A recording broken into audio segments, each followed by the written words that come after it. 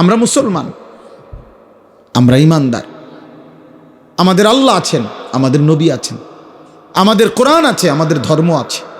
আমরা পাগল না, আমরা ছাগল না, আমরা দুনিয়াদার না, আমরা লুভি না, আমরা মুশরিক না, আমরা বেঈমান না।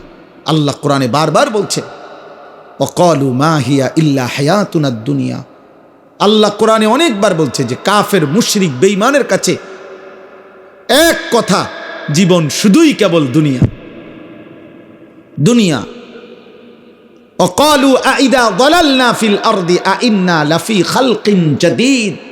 আল্লাহ কোরআনে বলে কাফের বেঈমানরা নবীকে বলতো, মুহাম্মদ আমরা মরে গিয়ে মাটির সাথে সমান হয়ে যাব, আবার নতুন করে আমাদেরকে কবর থেকে আবার উঠাবে।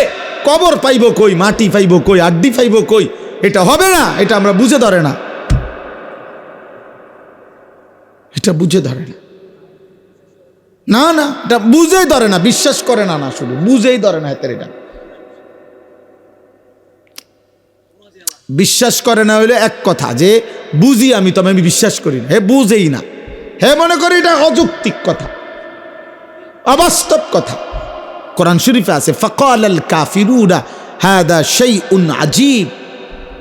মক্কার কাফেররা বলতো, মুহাম্মদ আখিরাতের বিষয় নিয়ে তুমি যেগুলো বলতেছো এই কথাগুলোই আশ্চর্য, এগুলো আশ্চর্য কথা। এটা কি কও তুমি?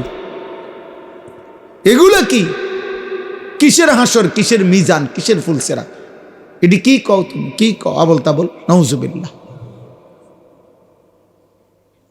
হ্যাঁ, হুজুর বলছেন এখন মুত্তাকির, আল্লাহ ভীরু জান্নাতি বান্দার প্রথম সিফাত আল্লাযীনা ইউমিনুনা বিল গায়ব। আল্লাহ বুঝে, কবর না দেখে, আখিরাত না দেখে, আল্লাহকে না দেখে, জান্নাত জাহান্নাম না দেখে কলিজা দিয়ে যে বিশ্বাস করে, আল্লাহ বলেন কোরআন তাকে পথ দেখায়, কোরআন তাকে জান্নাতের রাস্তায় নিয়ে যায়। আমি এজন্য অনুরোধ করলাম, আমার কথা অল্পই, আমি শুধু মনে করাই দিলাম আখিরাত। দুনিয়া বুঝানোর মতো লোকের অভাব নাই বাবা। এখান থেকে আপনি শুধু বলেন, এইখানে এখন দাঁড়াইয়া শুধু বলবেন যে আমি দেবিদ্বার জামু, শহরে দেবিদ্বারে কেমনে জামু, দেখবেন আপনাকে বুদ্ধি দিবার জন্য 1000 লোক পাইবেন। আপনি শুধু জিজ্ঞাসা করবেন আমি ঢাকায় কোন গেলে ভালো হয়, আপনি দেখবেন বুদ্ধি দেওয়ার মতো শত শত লোক পাইবেন। দুনিয়া বুঝাইবার মতো লোকের অভাব নাই, আখিরাত মনে করাইবার মতো লোকের বড় অভাব।